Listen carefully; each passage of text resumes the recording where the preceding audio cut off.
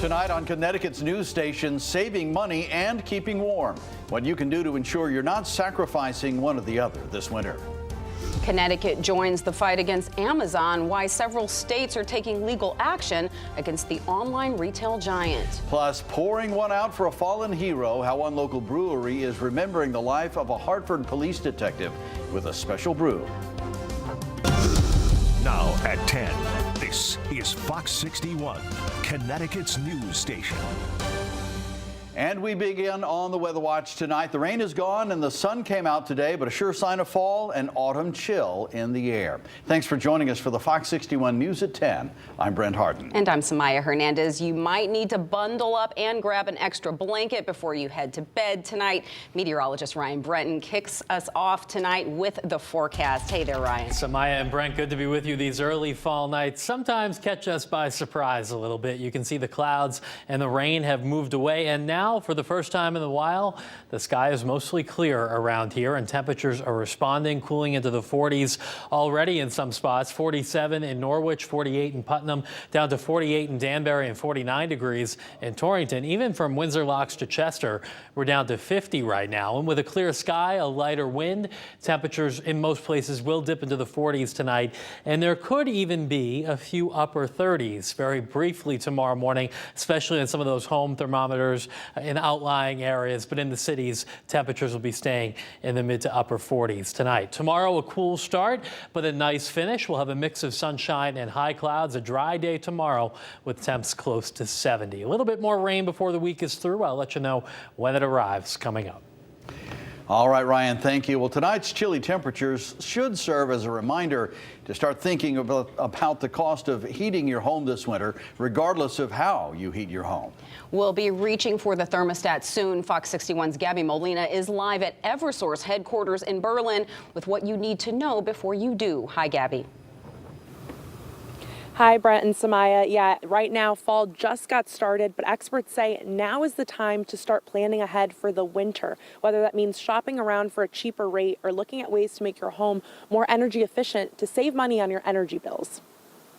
As temperatures start to drop, people are reminded to do what they can to keep their energy bills from rising this winter. We really want our customers to know that they can take control of their energy costs. Eversource has launched an educational campaign to warn customers that while rates are expected to go up January 1st, they can shop around for third-party suppliers with a cheaper rate. They can lock it in for a longer period of time, whether that's 12 months, 18 months, or even longer. And that, if they lock in the lower rate now, they can avoid the winter price spike. Eversource or United Illuminating customers can choose their own supplier by going on energizect.com. According to Eversource, energy costs are still at some of the highest levels in years. New England relies heavily on natural gas to produce electricity, and the seasonal winter price is again expected to go up.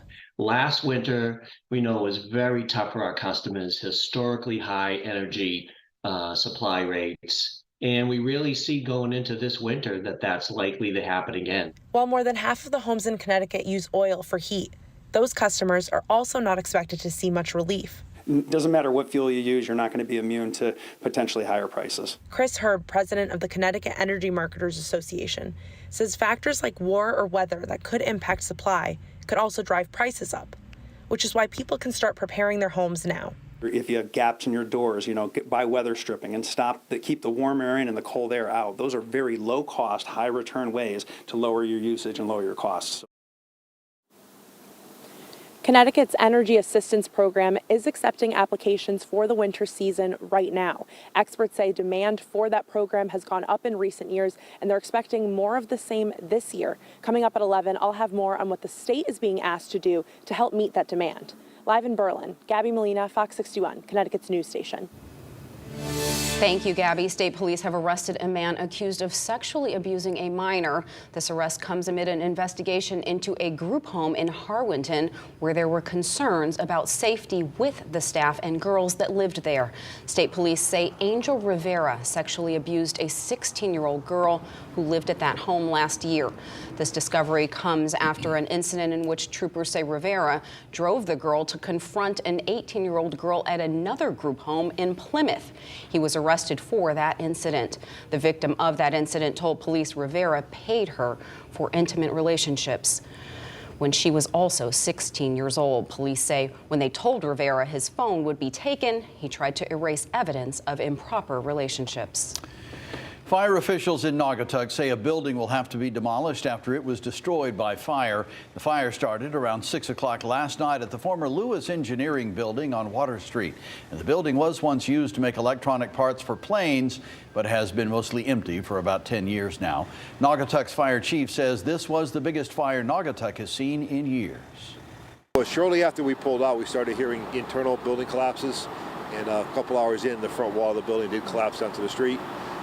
We just basically stayed in a safe zone and made sure our guys were safe and just put water on the fire.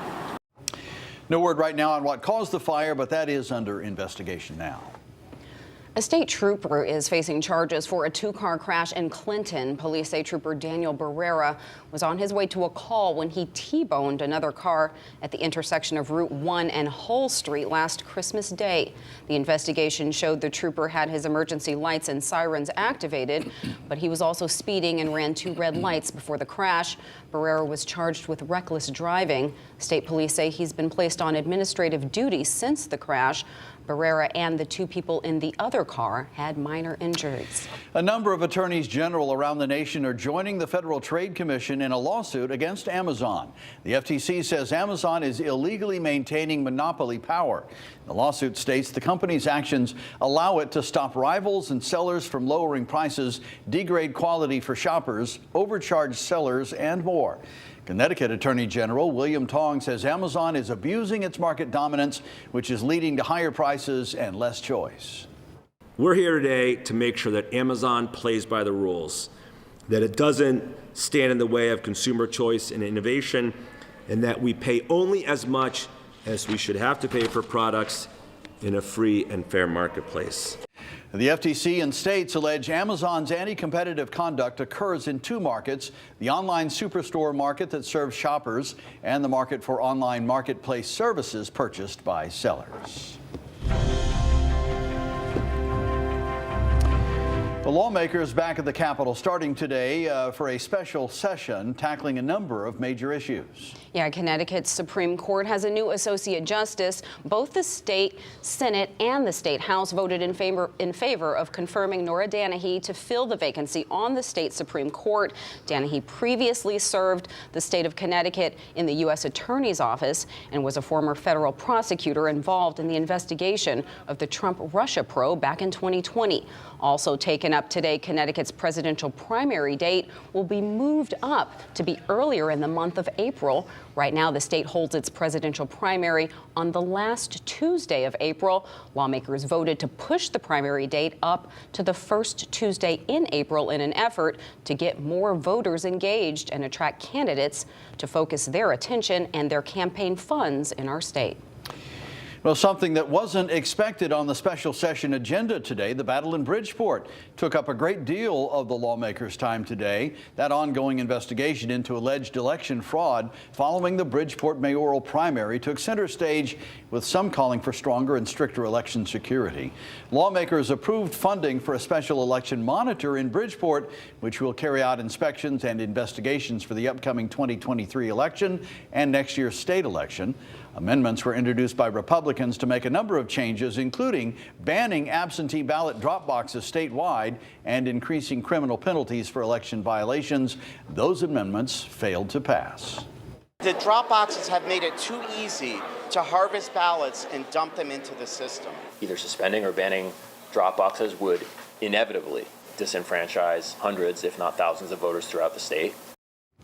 A Democratic candidate, John Gomes, is suing over the results of the mayoral primary. A judge ruled Monday that more time is needed before the case can move forward against the city and against incumbent Mayor Joe Ganim.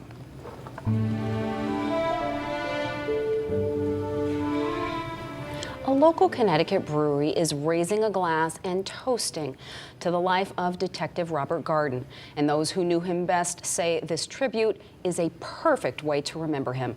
Fox 61's DeAndrea Turner stopped by Illicit Brewery in Manchester for this unique honor. Oh, that's good. When people take a sip of this New England IPA, they can expect sort of hazy, juicy, easy drinkable. It's light, crisp. It's really good. The newest beer on draft at Illicit Brewery in Manchester, Bobby's Brew. It was named in honor of Hartford Police Detective Robert Bobby Garton. Garton was killed on September 6th when police say that 18-year-old Richard Barrington sped off from a traffic stop, ran 2 red lights, and crashed into Garton and his partner's police cruiser. Illicit Brewery manager and Garton's friend Amanda Fromworth says that this was their way of honoring him. After hearing of his passing, we just wanted to have something that we could sort of toast him. At his funeral, those who knew him best say that he was known to have a cold one every now and then. He was a great time. I've shared many a beers with him, and he's just such a great person. And many people have come to the brewery to raise their glass to honor him, with all proceeds from the sale of Bobby's Brew going to his memorial fund. We've sold a ton of the beer. So many people across the state have come in. They've taken cans home. They've come in to have a beer in his honor. They've bought beers for him in his honor. In fact, she says that they are expected to be sold out of the beer by the end of the week, after just having offered it at the beginning of the month. It was a big batch, so it's pretty quick. Raising a glass, making a toast, and sipping a cold one in Detective Garton's honor. If this is what he loved, then this is a great way to just keep his memory going. In Manchester, DeAndrea Turner, Fox 61, Connecticut's news station.